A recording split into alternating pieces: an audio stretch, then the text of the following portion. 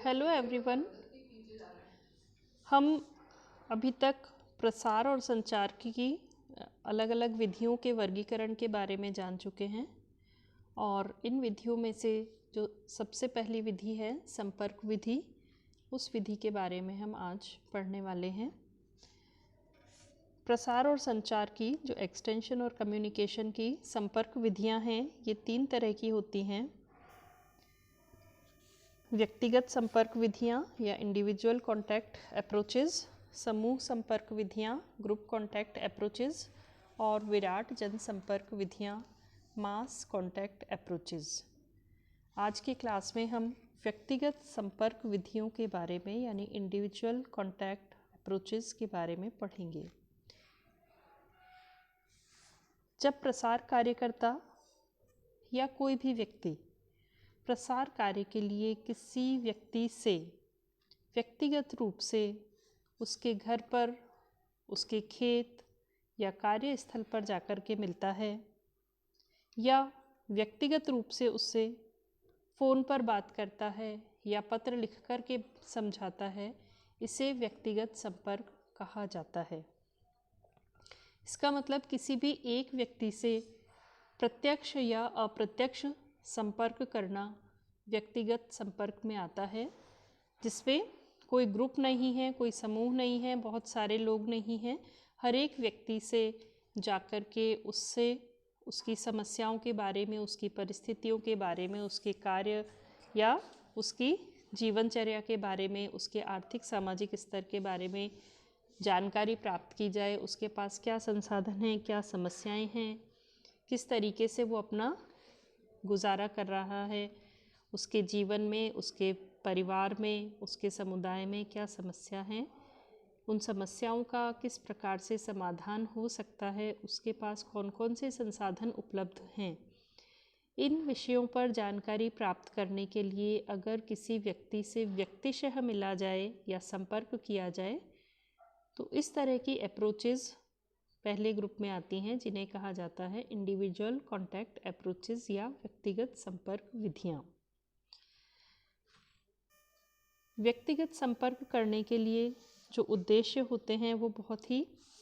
महत्वपूर्ण है प्रसार या संचार के लिए। पहला उद्देश्य है लोगों से सहयोग प्राप्त करने के लिए। जब भी हमें किन्हीं भी लोगों से सहयोग प्राप्त करना है, उनसे किसी भी चीज़ में हेल्प लेनी है, चाहे वो प्रसार कार्यक्रम हो, प्रसार शिक्षा से संबद्ध हो, लोगों की समस्याओं का समाधान करने से संबंधित हो, तो हमें लोगों का सहयोग तभी मिलेगा जब हमारा उनसे व्यक्तिगत संपर्क होगा, वो हमें पर्सनली जानते हों, हम उन्हें पर्सनली जानते हों। ऐसी स्थिति में अगर हमें किसी भी कार्यक्रम को चलाने के लिए, उसके प्रचार प्रसार के लिए या अपने प्रसार कार्यक्रम के जो उद्देश्य हमने निर्धारित किए हैं, उन उद्देश्यों की पूर्ति के लिए लोगों का सहयोग चाहिए, ग्रामीण जन का सहयोग चाहिए, तो उसके लिए लोगों से व्यक्तिगत संपर्क करना आवश्यक हो जाता है। और विशेष रूप से उन स्थानों पर जहाँ लोग बहुत दूर दूर रहते हों, आपस में उनमें स्थानों की दूरी बहुत अधिक हो और संपर्क के साधन भी या कम्युनिकेशन चैनल्स भी बहुत कम उपलब्ध हों। इसका दूसरा उद्देश्य है ग्रामीणों की रुचि तथा प्रमुख समस्याओं को जानने हेतु। ग्रामीण लोगों की क्या क्या रुचियां हैं, उनके लोकल क्या क्या उद्योग चलते हैं या किस तरह के कामकाज वो करते हैं, उनके सामाजिक रीति रिवाज क्या हैं, परिवार में क्या सिस्टम चलता है, इन सभी चीज़ों के लिए या अपने जीवन यापन के लिए कौन कौन सी समस्याएं उनके सामने आती हैं, किन परेशानियों का उन्हें सामना करना पड़ता है, किन संसाधनों की कमी का सामना वो कर रहे हैं, क्या क्या समस्याएं उनके जीवन में चल रही हैं, ये सभी जानकारी प्राप्त करने के लिए भी, क्योंकि समूह में लोग हिचकिचाते हैं, दूसरे के सामने अपनी पारिवारिक या व्यक्तिगत समस्याओं को बताने से हेजिटेट करते हैं, हिचकिचाते हैं, डरते भी हैं। तो व्यक्तिगत संपर्क से हम उनकी जो भी समस्याएं हैं उनको भी अच्छी तरह से जान पाते हैं, समझ पाते हैं और उनकी रुचियाँ किन कार्यों में हैं, इसके बारे में भी पूरी जानकारी प्राप्त कर सकते हैं। इसका अगला उद्देश्य है ग्रामीणों की समस्याओं के समाधान हेतु। क्योंकि हम अब तक ये अच्छी तरह जान चुके हैं और समझ चुके हैं कि प्रसार कार्यक्रमों का या प्रसार शिक्षा का उद्देश्य ग्रामीण लोगों के जीवन स्तर को ऊंचा उठाना है, उनकी समस्याओं का समाधान करके और उनके जीवन को सरल और सुगम बनाना है। तो इसीलिए व्यक्तिगत संपर्क से, क्योंकि हम उनकी व्यक्तिगत समस्याओं के बारे में जानकारी प्राप्त कर पाते हैं, इसीलिए व्यक्तिगत संपर्क के माध्यम से हम उनकी समस्याओं का समाधान आसानी से कर सकते हैं। इसके साथ ही साथ ग्रामीणों को जो भी प्रसार कार्यक्रम चल रहे हैं उनमें भाग लेने के लिए प्रेरित करने और प्रोत्साहित करने के लिए भी व्यक्तिगत संपर्क किया जाता है। हम किसी भी भीड़ में या लोगों के समूह में अगर उन्हें कार्यक्रमों की जानकारी दें और उनको आने के लिए इनवाइट करें या शामिल होने के लिए कहें, तो इस आह्वान का असर उतना नहीं होता, ये उतना प्रभावी नहीं होता जितना कि हम व्यक्तिशः किसी व्यक्ति को उस कार्यक्रम के बारे में, उसकी उपयोगिता के बारे में समझाएं और उनके उद्देश्यों को स्पष्ट करें।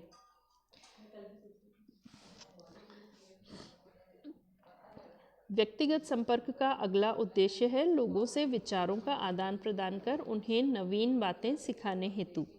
विचारों का आदान प्रदान कि किस तरह से वो अपने जीवन के बारे में सोचते हैं, अपने समाज और समुदाय के बारे में सोचते हैं, अलग अलग बिंदुओं पर, अलग अलग समस्याओं पर उनके क्या विचार हैं, क्या राय है और इस बारे में क्या नई चीज़ें उन्हें सिखाई जा सकती हैं। व्यक्तिगत संपर्क के माध्यम से लोगों से संबंध अधिक आत्मीय हो पाते हैं, मधुर संबंध बनते हैं और उनमें सरसता आती है। बहुत ज़्यादा प्रॉक्सिमिटी या क्लोजनेस व्यक्तिगत संबंध के द्वारा ही बन पाती है। इसके साथ ही साथ जब हम लोगों से व्यक्तिगत रूप से मिलते हैं या किसी भी व्यक्ति से व्यक्तिगत रूप से संपर्क करते हैं, तो उसके अंदर छिपे हुए जो भी गुण होते हैं, कई बार ऐसा होता है कि समूह में संकोच के कारण व्यक्ति अपनी किसी भी प्रतिभा का, अपनी क्वालिटीज़ का प्रदर्शन नहीं कर पाता, उसके गुण अंदर ही छुपे रह जाते हैं। तो व्यक्तिगत संपर्क के माध्यम से इन गुणों को भी प्रकट किया जा सकता है, उसको मोटिवेट किया जा सकता है। साथ ही साथ अगर किसी व्यक्ति में नेतृत्व करने की क्षमता है तो उसको भी पहचाना जा सकता है। व्यक्तिगत संपर्क के माध्यम से लोगों में लोकप्रिय नेता कौन बन सकता है, किसे बनाया जा सकता है, कौन लोगों के लिए अधिक प्रेरणादायी या नेतृत्व करने वाला व्यक्ति हो सकता है, इस बात की अनबायस्ड होकर के जानकारी प्राप्त की जा सकती है, ताकि उस समुदाय के लिए या समूह के लिए एक अच्छा प्रभावी नेता तैयार किया जा सके। और इसके साथ साथ ही एक ऐसा वातावरण भी तैयार किया जा सकता है व्यक्तिगत संपर्क के माध्यम से, जिसमें लोगों को बहुत सारी नई, उद्देश्यपूर्ण और लाभदायक बातों की जानकारी दी जा सके और सिखाई जा सके। व्यक्तिगत संपर्क के बहुत सारे लाभ हैं और इन लाभों में आता है व्यक्तिगत संपर्क के द्वारा ग्रामीण समस्याओं और क्रियाकलापों की सभी सूचनाएं प्राप्त हो जाती हैं, जिसके आधार पर कार्यक्रम बनाने में सुविधा रहती है। हमें ये पता चल जाता है कि लोगों की जीवनचर्या क्या है, किस समय पर वो फ्री होते हैं, माह के किस दिन, किस समय या कब वो ज़्यादा व्यस्त हैं, क्या उनकी समस्याएं चल रही हैं, ये सभी चीज़ें, किन समस्याओं का हमें समाधान करना है, इस सभी के बारे में अच्छी जानकारी प्राप्त हो जाती है। और इसीलिए किन समस्याओं को लेकर हमें अपने कार्यक्रम आयोजित करने हैं, कैसे उनकी प्लानिंग करनी है, ये सभी चीज़ें ध्यान रहती हैं और इसके अकॉर्डिंग ही प्लानिंग की जाने में की सुविधा हमें प्राप्त होती है।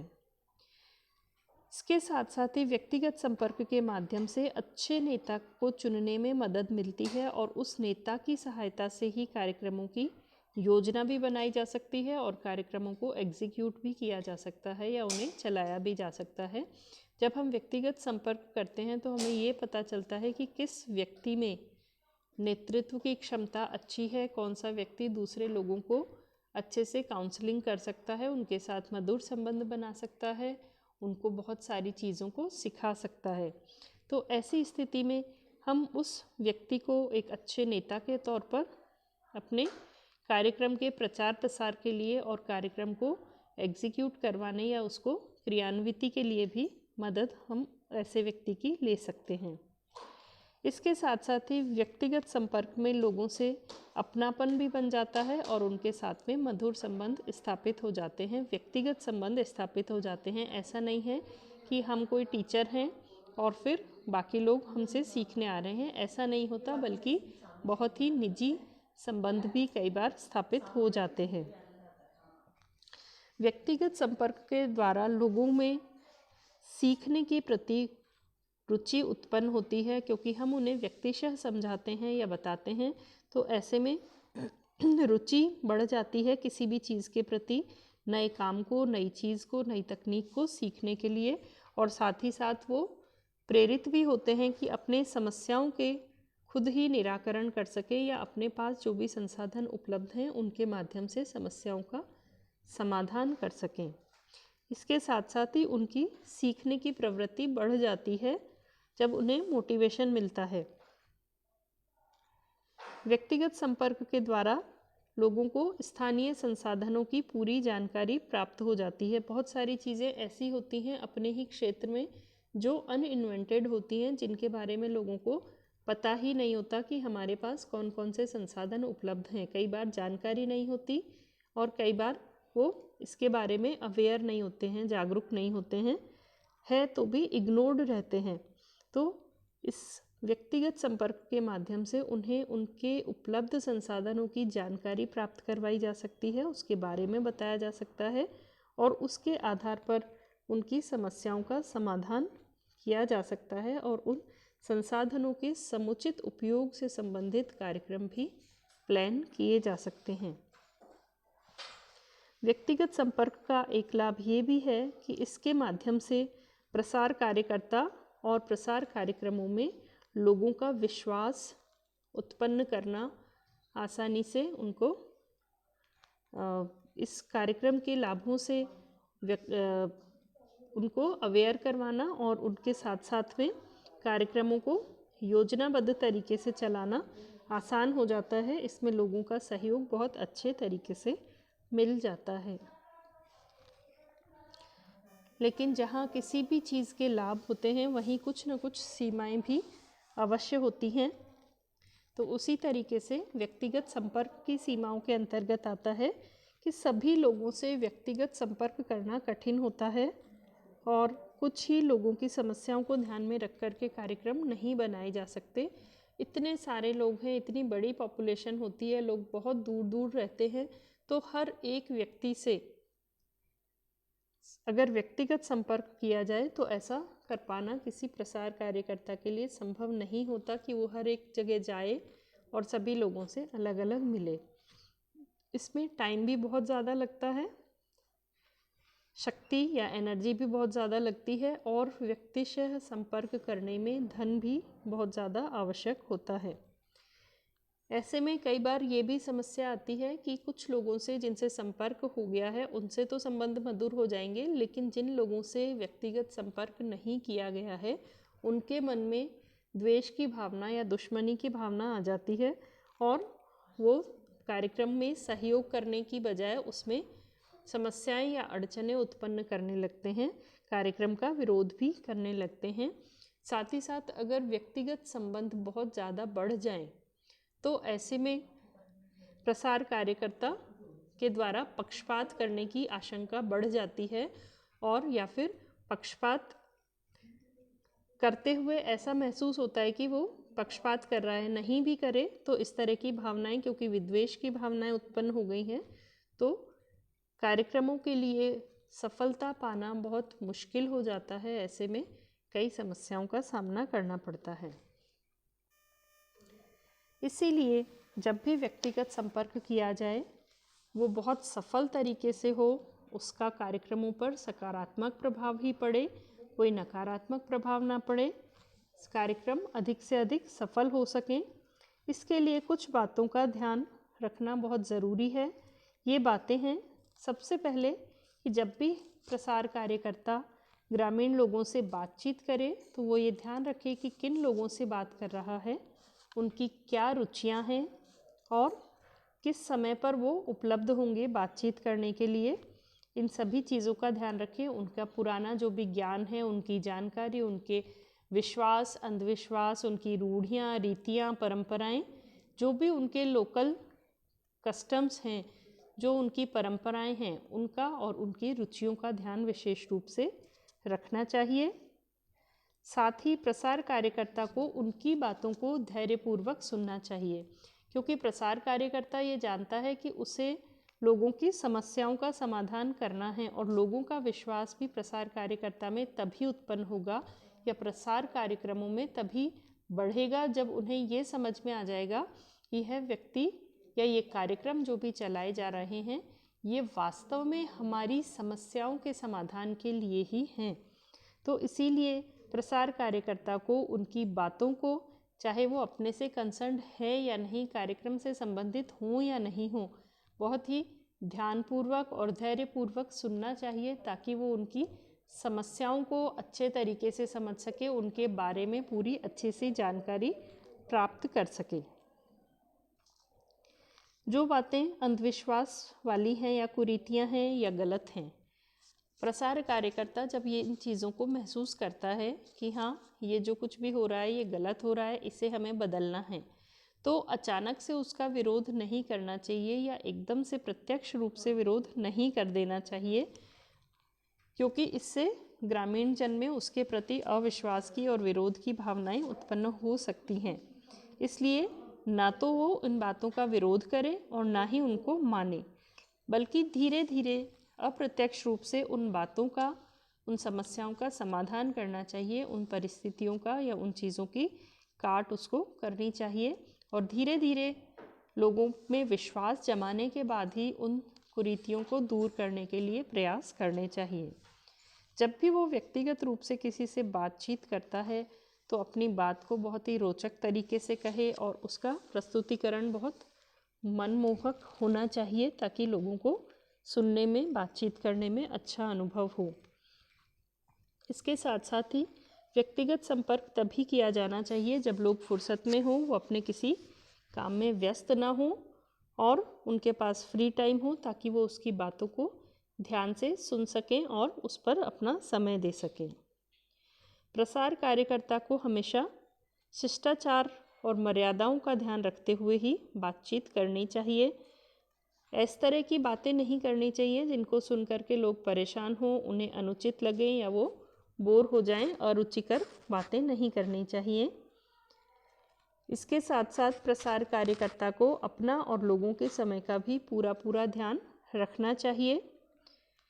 जब भी व्यक्तिगत रूप से बातचीत करते हैं तो वातावरण बहुत ही अच्छा होना चाहिए, सकारात्मक होना चाहिए। प्रसार कार्यकर्ता को सिर्फ खुद ही नहीं बोलना चाहिए बल्कि दूसरे लोगों को भी बोलने का मौका देना चाहिए, उनको भी अपने विचार रखने का अवसर देना चाहिए। जब भी प्रसार कार्यकर्ता लोगों के बीच में जाकर के बात करता है, किसी व्यक्ति से व्यक्तिगत रूप से बात करता है, तो उसके बाद का कोई एक थीम या टॉपिक या रूपरेखा होनी चाहिए, पहले से ही प्लानिंग कर लेनी चाहिए और फिर उसके इर्द गिर्द, उसके आसपास ही बातचीत करनी चाहिए। वार्तालाप की भाषा, बातचीत की भाषा हमेशा सरल और सहज होनी चाहिए। वो कितना भी क्वालिफाइड है, कितना भी योग्य है, उसे अपने इस योग्यता का प्रदर्शन बहुत नहीं करना चाहिए और लोगों के बीच में या जिस भी व्यक्ति से बात कर रहा है उसके अपने मानसिक स्तर पर आकर के ही बात करनी चाहिए। तो अगर इन बिंदुओं का ध्यान रखेगा प्रसार कार्यकर्ता व्यक्तिगत संपर्क करते समय, तो संपर्क अधिक प्रभावी होगा और जो भी प्रसार कार्यक्रम है या प्रसार शिक्षण है उसकी क्रियान्विति, उसके उद्देश्यों की पूर्ति बहुत अच्छे तरीके से हो सकेगी।